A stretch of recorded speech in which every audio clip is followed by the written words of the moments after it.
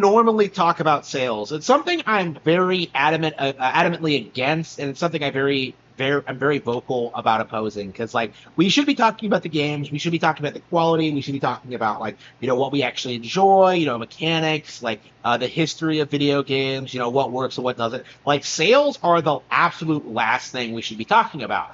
But sales talk has always been a de facto point that people use to downplay Nintendo products. And as a result of that, we always have to come out and acknowledge that, yes, the Legend of Zelda Tears of the Kingdom sold well.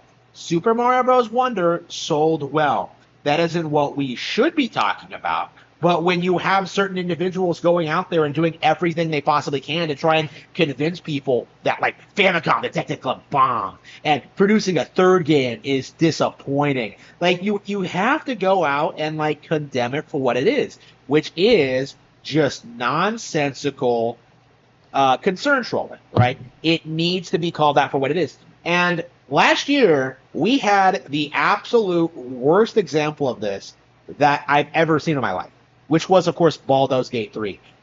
This was a game that for 3 months, nobody would shut up about. Everyone was saying was like some Game of the Year contender, one of the greatest games of all ever made, one of the best RPGs of all time. Nobody was talking about it 3 months later, but for that 3-month period, nobody would stop talking about Baldur's Gate 3, right? And one of the things that really caught my attention about it was the claims about how much it sold, right? Because the claims that were going out, in regards like to the gaming community, is that this game sold something like 34 million units, right? Within like a month on like Steam alone, or something like that. And that's obviously a complete lie. It was obviously fake. I've said this for a long time. It didn't sell anywhere near that much. Like, shut up.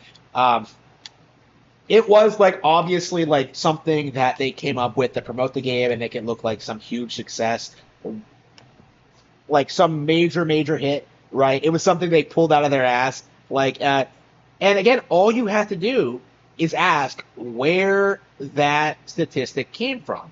And you'll find, if you look into it even a little bit, that Larian Studios has never actually released a statement on how much Baldur's Gate 3 has sold, because it has not and never will sell as much as they claimed it did during its initial launch window period. But because we have a general idea of how many people are playing the game due to like the achievement system on Steam, because of like doing some calculations, and people have been able to estimate just how many people have bought and played this game, and it is about 15 million units. Now, that sounds impressive until you realize this is like one of the most AstroTurf games ever made. This sounds impressive until you realize that like Wizards of the Coast like fired Larian immediately after this. Like, this was not the giga hit that they made it out to be, right? This was a flash in the pan thing propped up by game journalists in order to push the progressive agenda, right? This game was talked about for woke ideological reasons, right? It had nothing to do with the game itself. It had nothing to do with the competition. It's not because people actually like the game, because no one does. It was entirely based on this idea that they were going to normalize sexually degenerate behavior, right?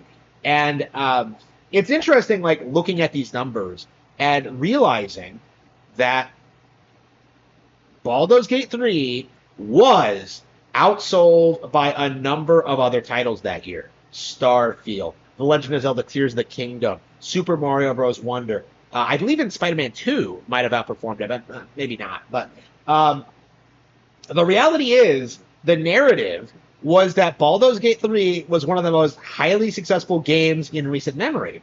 But what happened in the immediate aftermath directly contradicts it, right? Wizards of the Coast didn't go like, oh no, like, oh man, like Larian has really revitalized our brand. They saved Baldur's Gate. They made a top tier game. We better commission them to continue working on the game and immediately start production on a sequel so they can recapture this success. No, No. What happened is that they immediately got canned, right? They already confirmed there will not be a Baldur's Gate 4, right? There is no interest in it, right? Because the game didn't make them as much money as they claimed. People don't understand this game was in production for like a decade. Okay, it took them a decade to come up with that Act One structure where it creates the illusion that the game has a bunch of different choices you can make early on, only to like taper off into more limited options later, right?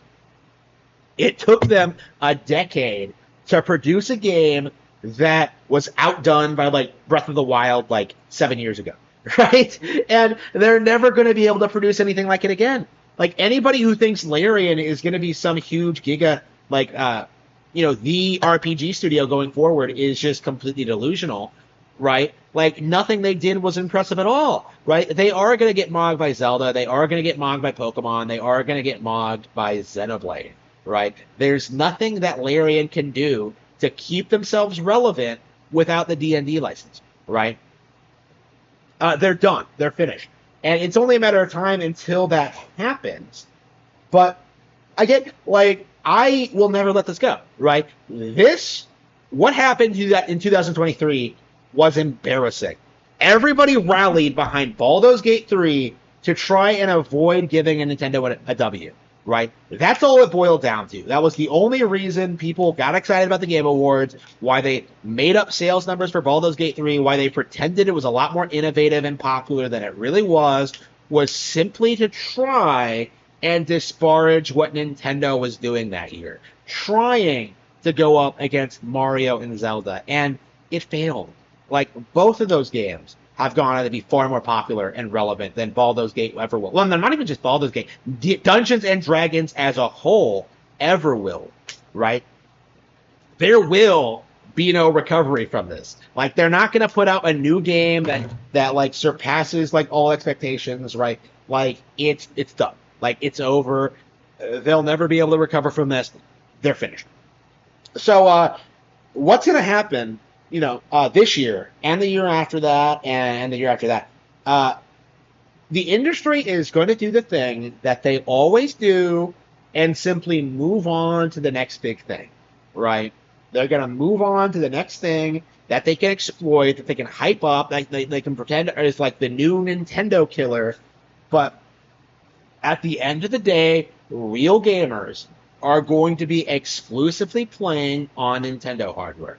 There is no reason to own a gaming PC. There is no reason to own an Xbox or a PlayStation or an iPad or an iPhone or an MSX PC, right? A Sega Saturn. Like, there is no reason to bother with inferior gaming platforms when you can play on a Wii U, when you can play on a Nintendo Switch, when Nintendo is putting out top tier hardware, a new piece of hardware in the near future, right? So what exactly are you hoping to accomplish? I can tell you right now, when Baldur's Gate 3 inevitably gets ported to Nintendo Switch, I'm not gonna play it. I'm not gonna talk about it. I won't care at all other than to make fun of how poorly it's doing, right? When Elden Ring gets ported, I'm just going to tell everyone how much better Zelda is. Again, it's like you never really thought this through, right? Like, again, you can't keep doing this. You're making yourselves, you're embarrassing yourselves, essentially, just hyping up everything that comes out in a desperate attempt to keep people from noticing just how much better Nintendo is. It is going to collapse at some point, and I am going to be here laughing at you when it does.